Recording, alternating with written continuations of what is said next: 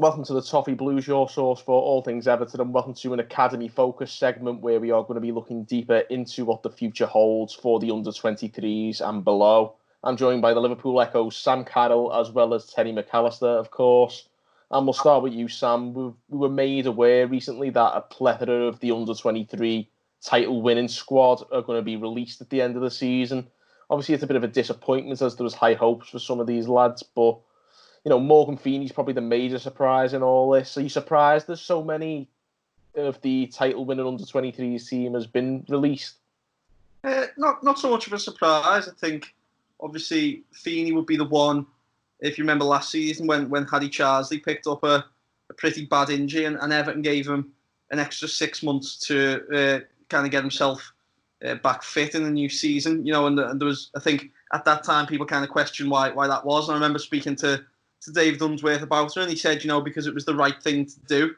I kind of leaned towards the fact that he probably would do something similar with Morgan. How much more bad luck can you get? His first ever loan away from Everton, and he ends up getting injured in his first game for Tranmere, and then Tranmere ends up flying as well. Just such bad luck for a lad who just doesn't deserve it. You know what I mean? A lower Gladys season ticket holder, been with the club since a kid, worked his way up through the age groups, won 2. Been integral to 2 Premier League 2 titles. He captained them to the double last season. So I'd say there's an element of surprise about Morgan and an element maybe of disappointment with how that one has been handled by the club. Obviously, Everton have told him he can go in and train with the lads during pre-season, but it's difficult, isn't it? Whether you'd want to.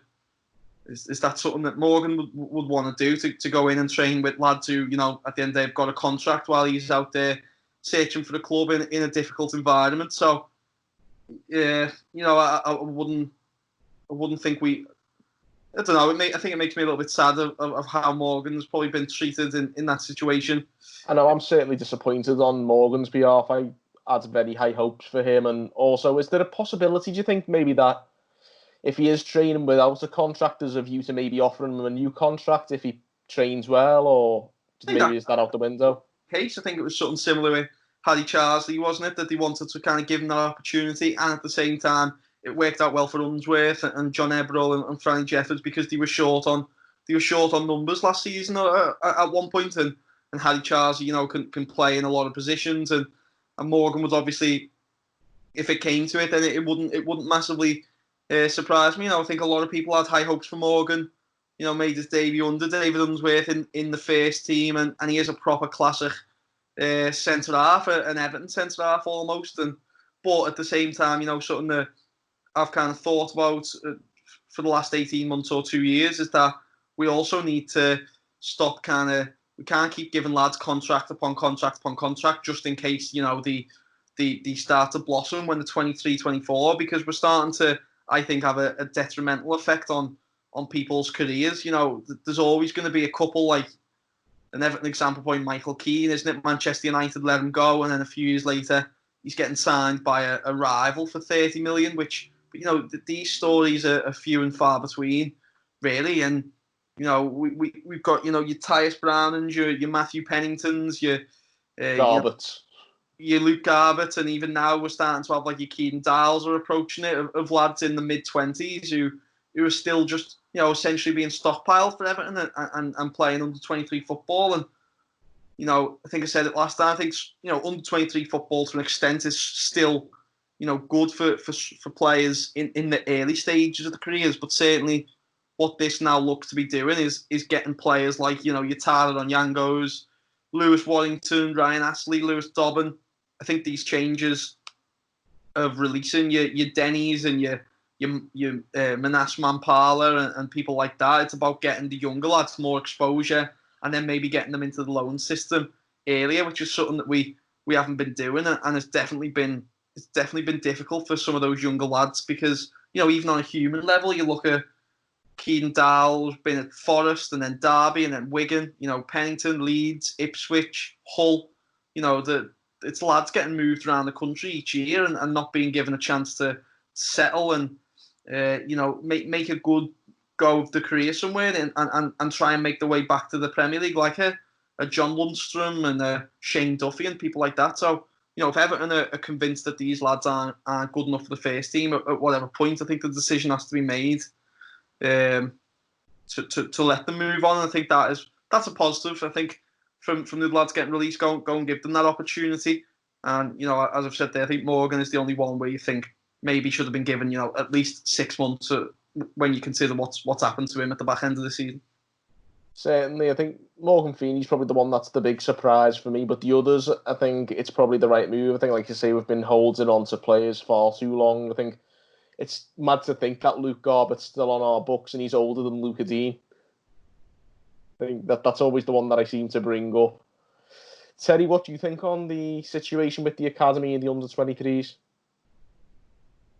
I mean, it looks like it's either the beginning of or the next phase of a strategy that Marcel Brands has put in place since he's come into the club. Now, I just want to ask Sam, really, like, now he's clearly clearing the decks of sorts, isn't he, of a lot of players who have, they've made decisions on in the under-23s, or, they don't see having a future going forward. Now, from your understanding, what do you think that would indicate? Well, they've got an influx of new players they might have been lining up to come in and take those spots, or do you think they'll have a cluster of under-18 players who they see are stepping up into those positions, or a mix of both? Or, like, what do you think will be the next step once those players are out the door?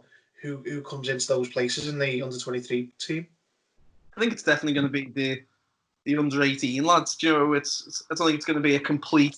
It's not like we're starting next season with zero, or completely rebuilding. You've got to think towards the back end of last season. Jared Branthwaite came in from Carlisle, so you'd expect him to get at least the first half of the season before they'd look on a loan or potentially stepping him up to in and around first team training.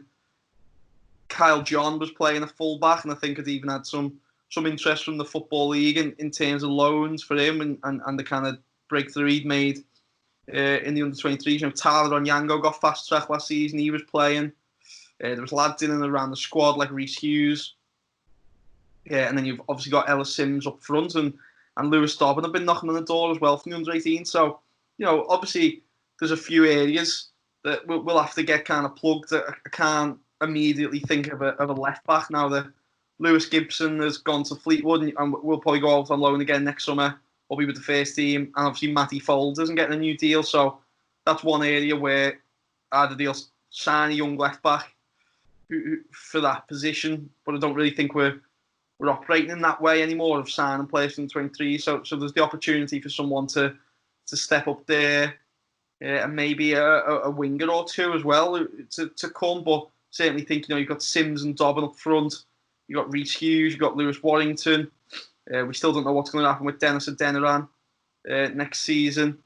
So the bones of a team is there, and an exciting young team at that as well. And I think it'll be really interesting to see these new faces, because for the last 2 years the team has been pretty much the same, bar one or two changes. So I definitely think it'll be a case of seeing lads step up, and I don't think we're going to see the under-23s have the same kind of success in terms of trophies and league standing as we've probably gotten used to over the last 4 or 5 years, because whatever people say, Unzi's had a lot of talented players, players like Kenny and Calvert-Lewin and Dowell and all lads who've gone out to either play on loan in the Championship or lads who've made it into the first team, like Tom Davis and Luckman spent some time, Calvert-Lewin spent some time, and then even lads who won that last league title, like Anthony Evans and stuff, have been good moves. So, I think it could be a definite transition year, and it could be a tough year in terms of some of the results, but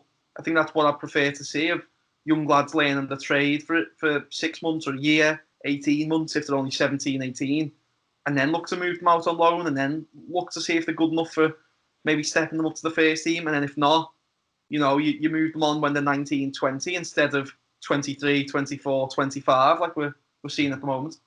I think that's definitely you made the right point there. Exactly. I think we should rather see players learning the trade in this level. I mean, this isn't like we sometimes, obviously it's easy to, because we don't win a lot at first team level, so to see our youth teams winning titles and stuff might be a sense of maybe validation, but it's the level where you want to see players like, cutting their teeth and of course moving on sooner rather than later into that sort of loan system or even into the first team.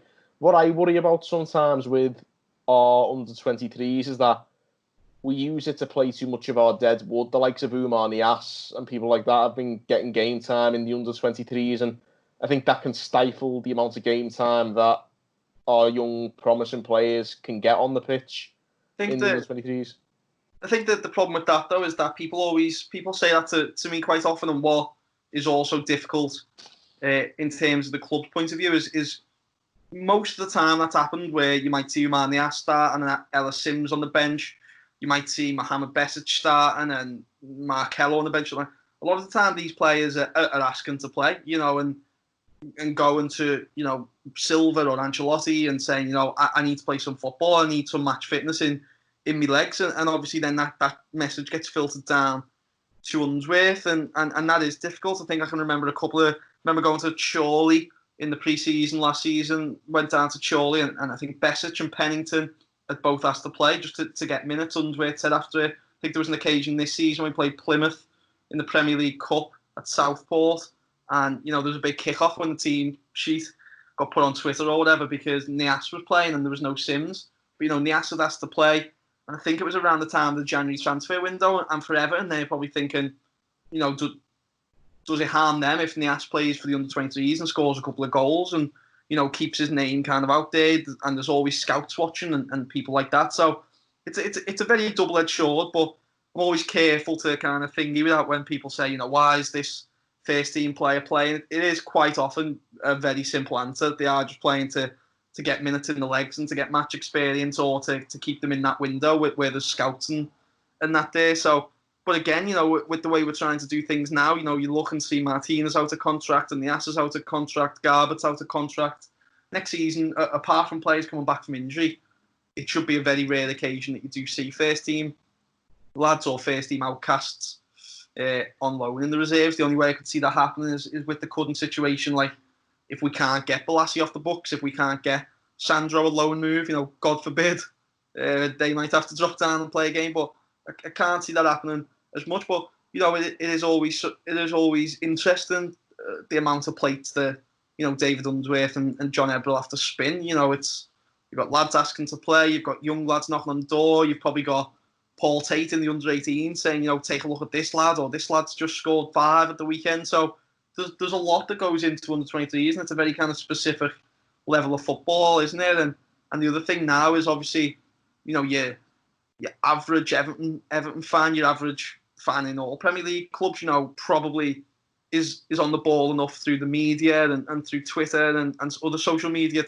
they probably know who Ellis Sims is, they probably know a few names, but they don't watch these players week in, week out. And I think sometimes that has a staggered effect on, what people might think is kind of, you speak to some people sometimes and they're like, Ellis Sims should be starting for the first team. But, when you watch him every week, you probably think, the club are obviously trying to develop in the manner that's correct for his development. So I think that's why it's always interesting to kind of follow it. Certainly, I think the real situation is it's more of a damning indictment of the transfer policies of the past, that we've got too much of the deadwood, that we need to use them in the under-23s to give them match fitness. I think we've got too many first-team players of sorts on the books. I think we're getting to the point now, like you say, this summer where we're starting to trim that squad size down, and we've been desperate for that for a couple of years now. I think the squad's been far too bloated, and hopefully, like you say, there'll be a lot less of that once a few of these players run out of contract this summer, and hopefully the year after might be the last of the deadwood, if you like, on the way out. You'd like to think so, wouldn't you? And I also think that there's deadwood at the first team level, and then as we started with, there's players who just needed to move on in the under-23 level as well. So I think it'll be good to see what level they do end up at. Do you know what I mean? For the lads who are leaving this summer, and then you'd even then look towards next summer, and there's even more first team players who are going to be out of contract and probably get moved on this summer or in January to make a small fee on them. So we are now, I think, getting to what Brands probably wanted when he came in, which for him will be a kind of a blank canvas or a fresh start. And I think we'll probably this time in 12 months we'll be looking at a team that is, very weighted with Marcel Brands type players and Carlo Ancelotti type players, and then even at under 23 level, players who are being signed to fit a system. I think there was an interview with what's his name, the under 23s, Jamie Hoyland, who was the under 23 scout and is now the lead scout for the first team. And it was quite interesting what he said a few months back or a few weeks back, where he said that the way Everton are currently trying to scout players and sign players is to fit a system that is basically manager-proof, that basically fits into Marcel Brands' vision and playing style, no matter who the manager is, which I find quite interesting. So, we're probably going to see a very similar type of player being signed now across the next couple of transfer windows, which is interesting. And then it'll be even more interesting to see how that feeds into the under-23s and whether there's a few more, Jared Brantwaite style signings coming in who are going to be signed not for the under-23s, but to start in the under-23s, and then with the view to kind of move up, because Brantwaite already had Football League experience, whether we'll look to dip into foreign markets and stuff like that. So yeah, I think there's going to be a lot of activity in the two squads for the next 12 to 18 months, I'd say. Well, I think there's still a lot of changes that need to be made, so that if there is that kind of activity, then that's always a good sign. And of course, Marcel Brands executing what he wants, and with Ancelotti at the club as well, I think there's a lot more of a plan going forward now than what we saw certainly prior to Brands' appointment in 2018, when the club was in an absolute state of chaos. So it is good to see that we're moving forward in that respect. You were talking about the type of players Brands was looking at bringing in, Jav.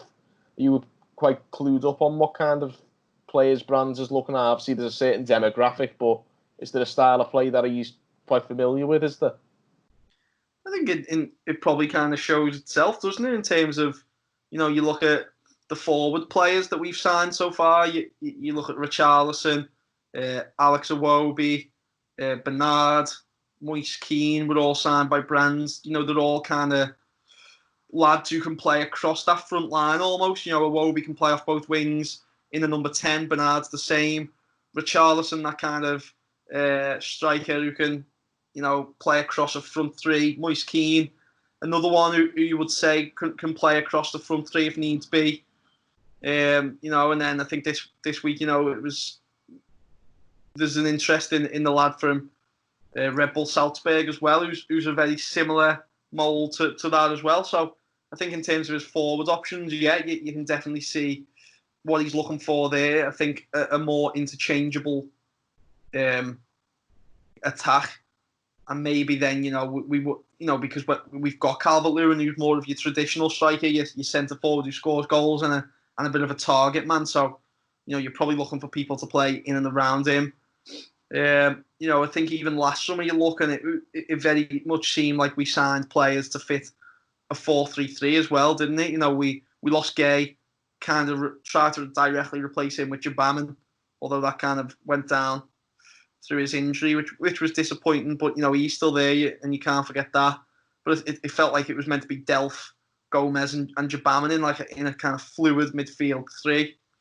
And then when you look in terms of a defender, and Gabriel has been linked, it does just seem like we're trying to fit that kind of mould now to have a big, dominant, confident centre half who's quite physical and quite aggressive, because I think we've been missing that a little bit. I do like Mina. I think Mina's got something about him, but we definitely need someone. I think it's horrible to say, but even you look at Liverpool and how much has changed for them since signing Virgil van Dijk, and I know not many teams can just go out and throw 75 million at a defender, but if we can get that kind of, if you can get that right at the back and get that one man to just can change a lot of things. So yeah, I think Brands' kind of strategy has probably been hinted at from the last couple of transfer windows, and it'll probably be something similar again over the next 18 months. Obviously this summer it's going to be quite uncertain. It looks like it's going to be more weighted towards loan moves and swap deals and things like that. So it will be interesting to see how he kind of gets the best out of this transfer window. Yeah, it's going to be a bit of a challenge. Finally, before we finish this segment, both of you, I want to see what you think about this. We seem to be seeing fewer and fewer youngsters breaking into the first team, and given that we pride ourselves on bringing through academy players, what do you think we can expect with this sort of rejig? Do you think we can start seeing more young lads from our academies breaking into the first team in the next few years? Well, I would think so. Just Marcel Brands even said himself, hasn't he, that ideally he wants a 22, 23-man squad and then room for young players to come through. Obviously, at the minute, the pathway's, somewhat blocked by, we've got young players cropping up, but the standout ones tend to be in positions where we're quite well stocked. So, Anthony Gordon, for example, he's competing, for one of those.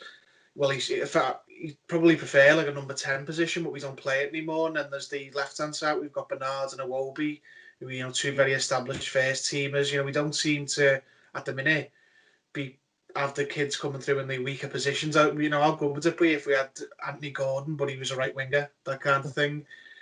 I think we'll see more and more of it. It's just we're in the process at the minute of just laying the foundations, really. Yeah, just tidying the garden. There's some overgrowth in certain areas which needs to be cleared away before things can come through.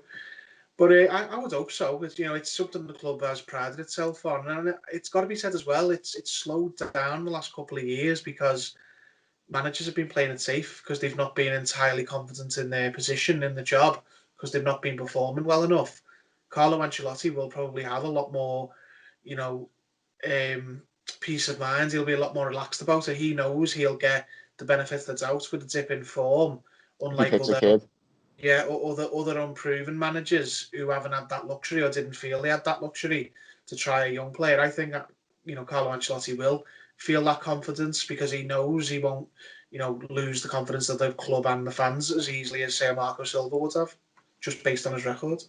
That's a very good point as well. I think if anyone's going to be able to handle the situation, it'd be Carlo Ancelotti.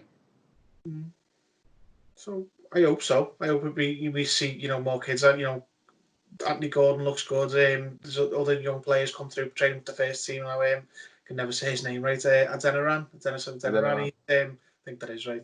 He's training with the first team. A couple of others as well. Obviously, there's clearly been a discussion with Lewis Gibson with his pathway into the first team laid out. So it could be something we see a lot more of after a couple of years where it's been on and off. But who knows? For all we know, there could be a surprise coming up in this coming season. We could start seasoning another academy graduate, John Joe Kenny's our right back, a little bit older now, or there could be a breakout star who we've never heard of. Well, not never heard of, but we're all sleeping on. Like nobody expects Ellis Sims, for example. I'm just using him as a good example to break into the first team next year. They see them having potential down the line, but he used to say something like that couldn't happen. Injuries happen, what have you, and then as soon as a young player gets the opportunity, they just got to grasp it. Well, that's it. I think if you remember rightly, I think going into this season, we've all pretty much written Holgate's Everton career off, and he's been one of the players of the season. So you can never say never about any players, even the ones who are getting on for 21, 22. People Calvert-Lewin as well. Holgate and Calvert-Lewin, two of our standout players this year. And start of the year, there's been a lot of Evertonians who told you the two of them weren't good enough. You never know. Same thing could happen with John Joe Kenny. Same thing could happen with Tom Davies. We could end up with both of them being established first teamers next year because it's just as likely or as unlikely as it would have been with Holgate this year. Well, I think that's the hope for all of us. I think I want to see more players from our academies go on to be successful here, I think that's the dream of any Everton fan, certainly a Scousers, to see Scousers coming through and doing well. We haven't seen much of that lately, so that could be a real positive, especially if Brands can get this sort of rejigging like full steam ahead. If we can get that to work in the next couple of years, and like you say, the foundations have been laid, then let's see if we can reap the rewards of that. There you go. That'll probably do us for this segment. So we'll leave it at that. As always, guys, if you want to get commenting on the video, let us know your opinions on the under-23 players, the ones we've released. With the club right to release them. Let us know where you stand on the current setup as well. The kids we've still got, the where players could break into the first team. What's good about the academy? Where could we improve? let us know. Give us a like and a subscribe too while you're at it. And thank you for watching on the Toffee Blues.